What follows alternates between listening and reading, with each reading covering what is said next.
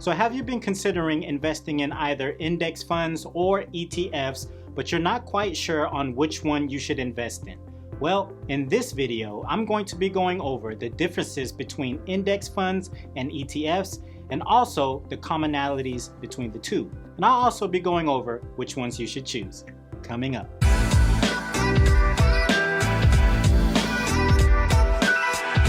Hey, what's going on, guys? Trey here.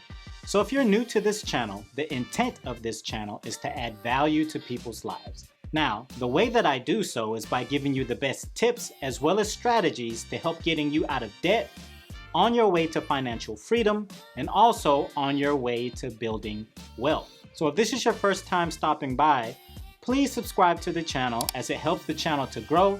And in addition, smash the like button and hit the notification bell so that you don't miss any other videos just like this one. So if you're ready to make the decision between index funds or ETFs, then this video is for you. So without further ado, let's execute. It's pretty much well known throughout the industry that one of the best vessels to use in an investment strategy in order to build wealth in long-term investments are index funds. Well, in addition to index funds, ETFs must be added to that equation. Now, it's common for people to be confused between index funds and ETFs and thinking that they're two different things. At its root, they actually are two different entities. However, they are very similar. Almost identical. The main difference between an index fund and an ETF. An ETF can be traded throughout the day, whereas index funds can only be bought or sold at the end of the trading day. But before we go into the major differences between the two, let's cover the actual commonalities between the two. So there are three main things that ETFs and index funds have in common. Number one, diversification. Now, you'll often hear the term portfolio diversification, or make sure that your portfolio is fully diversified.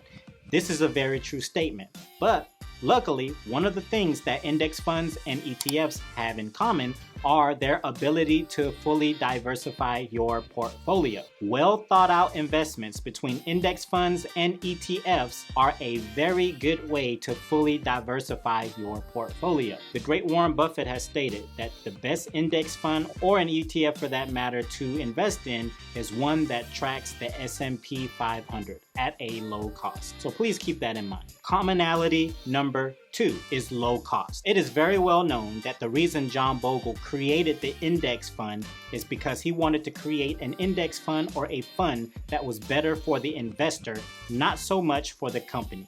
And the way that he did so was by creating the index fund, which has an extremely low expense ratio. An index fund as well as an ETF are both passively managed. We know that a mutual fund is actively managed, and because of that, the expense ratio on a mutual fund is significantly higher. To whereas an index fund as well as an ETF are both passively managed, and because of that, the expense ratio is significantly lower. More of the dividends from that investment will actually go to you as opposed to the individual who is managing that fund. The average expense ratio in 2020 for an index fund as well as an ETF averaged about 0.10%, which is very, very good considering that the average expense ratio for a mutual fund in 2020 averaged about 1.76.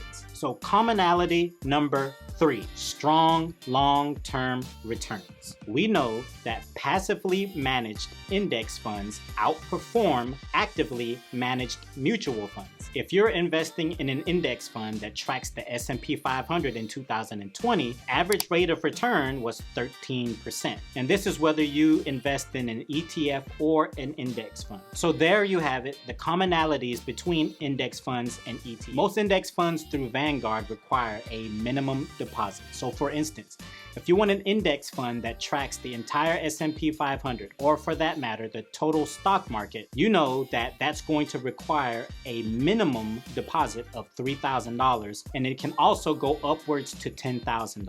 Now, an ETF does not require a minimum deposit. You will be purchasing that ETF for whatever the market price is for that day. Another difference between index funds and ETFs. The price of an ETF is generally the same throughout the day. The only difference would be on how you can trade it. So an ETF can be traded throughout the entire day, to whereas an index fund can only be traded at the close of market. The index fund's price can change throughout the day significantly. So let's say you woke up in the morning and looked at the price of an index fund and said, I'm going to purchase that index fund at lunchtime. Well, lunchtime can come and the price of that index fund could have went up significantly. So another difference between index funds and ETFs are fractional shares. So generally speaking, you cannot auto-invest funds into an ETF. You can only purchase those ETFs in multiple shares.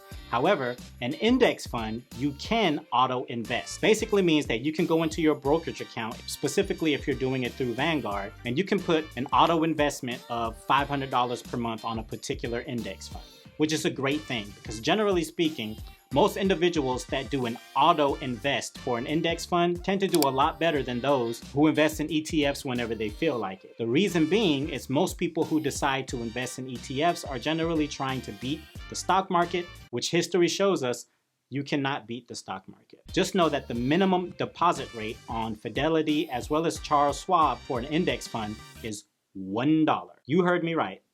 $1. So the question is often asked, which one should you invest in, an index fund or an ETF? Well, now that you know the differences between an index fund as well as an ETF, and also know the commonalities, it should be a lot easier for you to be able to make that decision. For me personally, I invest in both. I invest in index funds as well as ETFs.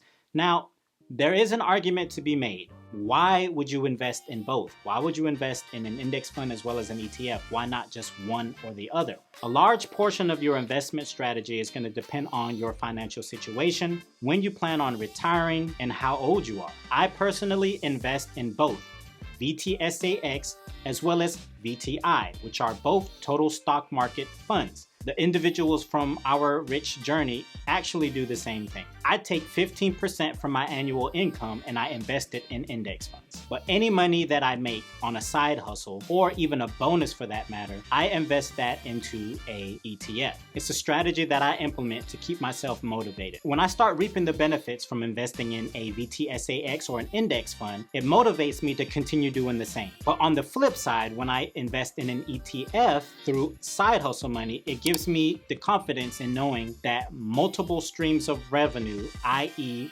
passive income, is helping me in building my investment portfolio. Everyone won't do this the same way. You will be perfectly fine if you decided only to invest in index funds or only to invest in ETFs. The reality is, it's not so much the decision to make between an ETF or an index fund. The crucial aspect in making that decision is which one of them will fully diversify your portfolio. And the answer to that question is they both will. If you do a portfolio which consists only of index funds, you'll be great. If you do a portfolio which consists of only ETFs, you'll do equally as great. So it really doesn't matter. Now, in this video, I covered 6 index funds as well as ETFs that you should start investing in 2020. So look at that video after this. So 2 questions that I wanted to address that I was asked and I wanted to cover it in this video. The first question is, well, can I invest in index funds or ETFs through Vanguard if I live in another country?